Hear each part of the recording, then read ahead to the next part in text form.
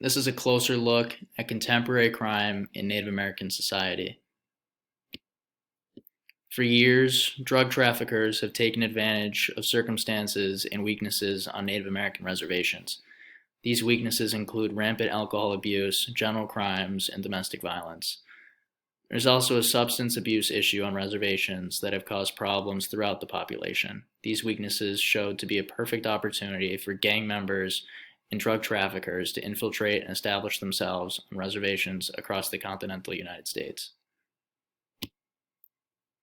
Drug traffickers have exploited both jurisdictional and geographical weaknesses on reservations to thrive.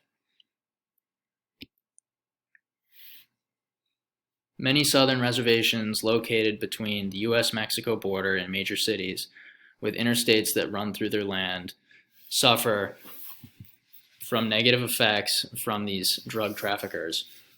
These geographic factors play into the fact that reservations are a soft target for traffickers and set up safe locations along their drug running routes for cartels. Interstate 25 runs from the U.S.-Mexico border north to Wyoming. Interstate 25 is about 1,000 miles long and runs through the city of Denver, Colorado, which is a major distribution city in the United States for drug trafficking. State highway officials and tribal police officers struggle to mitigate their efforts as I-25 passes through numerous reservations. People are turning to substance abuse and alcoholism on reservations as a result of challenges associated with poverty, unemployment, domestic violence, and a feeling of underrepresentation in their community and society.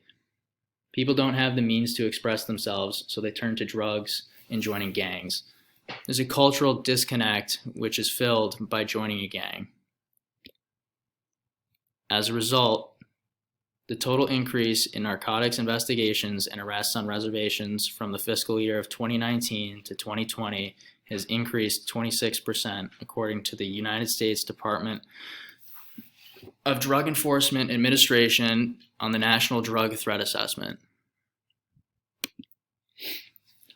Reservations also deal with a high level of violent crime. Reservations see anywhere from 2.5 to 20 times the rate of violent crimes from other places in the country.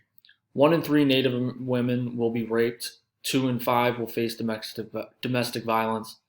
88% of crimes against Native women are committed by non-Native people.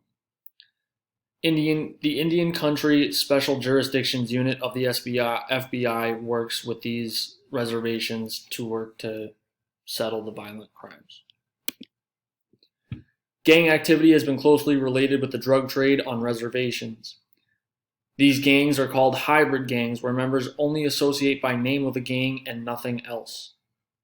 In an interview with Nate Carroll, a former gang member, he stated it was easier to commit crimes and drug offenses on reservations due to the low levels of law enforcement.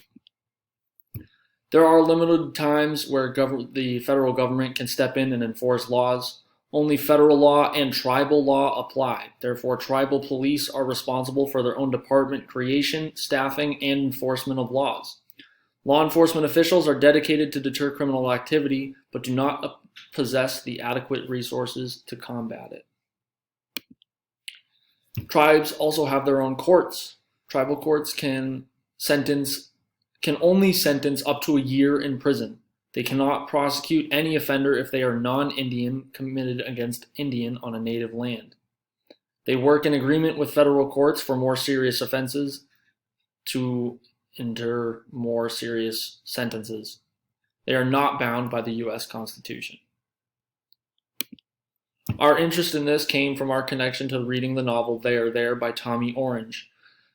While reading this, there were multiple instances with dealing with drugs, illegal handgun possession and creation, and acts of armed robbery. As criminal justice majors, we decided to take a deeper look into the violent crimes that take place on Indian reservations. On pages 37 to 38, a conversation between two characters, Tony Loman and Octavio Gomez, highlights their plan. Quote, "Turned around and picked up what I couldn't tell at the time at first was a gun. It was small and all white. quote, "This is how we're going to rob that powwow." In this conversation, Octavio shows and explains to Tony that they are going to use 3D printed weapons to rob a local powwow happening in Oakland.